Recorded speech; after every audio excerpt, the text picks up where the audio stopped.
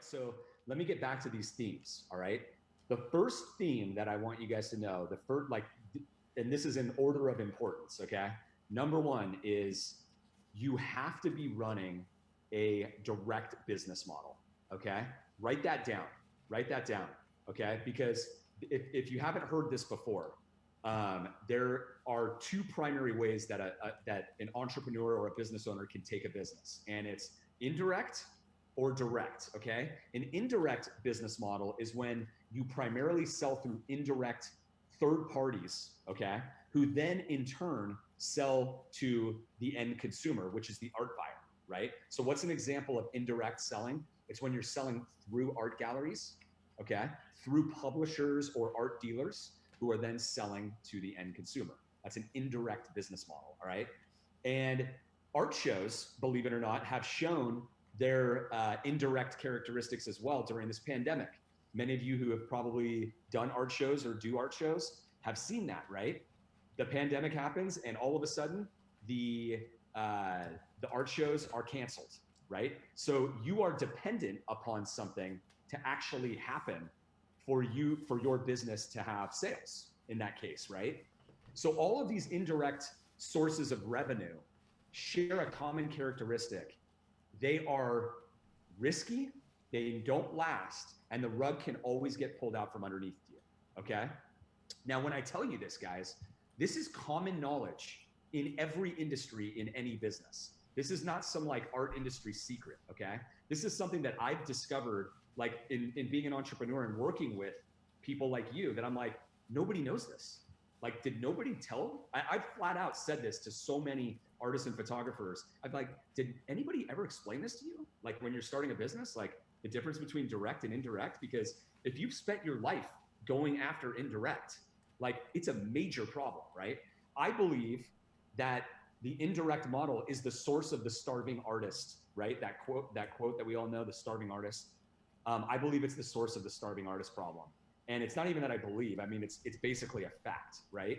And it's because artists and photographers for decades, right, have been on this hamster wheel. Like, that's the way I visualize it in my mind, where you get a couple of galleries or something, and you get a little bit of traction, and then one of them drops you, and so you end up back here, and then then you're back on the top, and it's just so inconsistent, and you never end up in a spot where you're really like stacking wins and moving forward and getting consistent revenue in your business, right? So if it's online type of stuff, it's like there's people were making hay on Etsy 10 years ago, and then they do an algorithm change, like which these companies always do, and then people start selling nothing, right?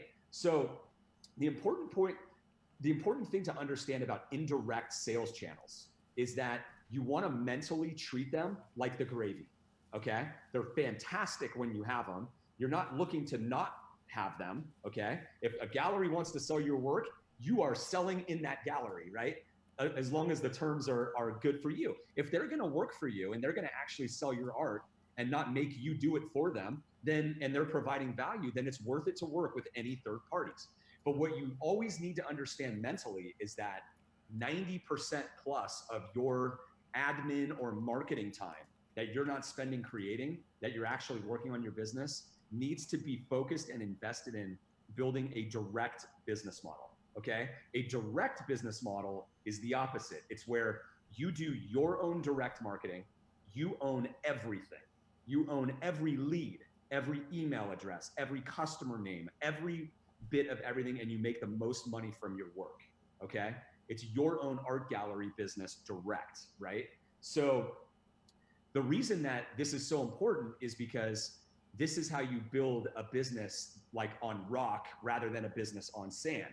This is how you get consistent sales, and you actually end up with a valuable business in the end that you can either retire on or pass to your kids or sell it or do whatever you want with it, right? Because that's what constitutes like a valuable business. It's one that has a customer list, a marketing program. It's kind of it's its own machine that produces sales. Okay. So this is a very important point, right? Indirect and direct. So make sure that going forward, you are investing in the indirect business. So 80, 90, or 100% of your sales should come from direct. Okay. If it's not, then you just know that you are running a very risky operation. And eventually the indirect sources will all get pulled out from underneath you. It's just a matter of time. It's just a matter of time. They never last, okay? And so obviously in this pandemic is like the most extreme example of that happening. The indirect channels literally just disappeared. They're gone. They're all gone, right? I mean, we have people who, like members of art storefronts that joined in the last 3 months. Some of them are selling like $200,000 a year in galleries, or like $50,000 a year. Like we have the whole range. And they came to one of these sessions like 2 or 3 months ago and are like, I literally have 0 sales right now. And I even have work like trapped in galleries. What do I do? What do I do? You know? And I've had these same discussions with them, and I'm like, you've learned your lesson now. Like we've been telling you for years that, you know, you've been running a risky operation and you can't rely on that. And, you know, now they're gung-ho on direct, which is great because it's good. It's a good time in the industry where everybody is, you know, all the individual creators are starting to learn, you know, concepts like this. And that's like the best thing that I can tell you, right? So number one, you know, build a direct business and understand that indirect is just the gravy. It's great while you have it, but it will go away at some point. All right. So that's number one.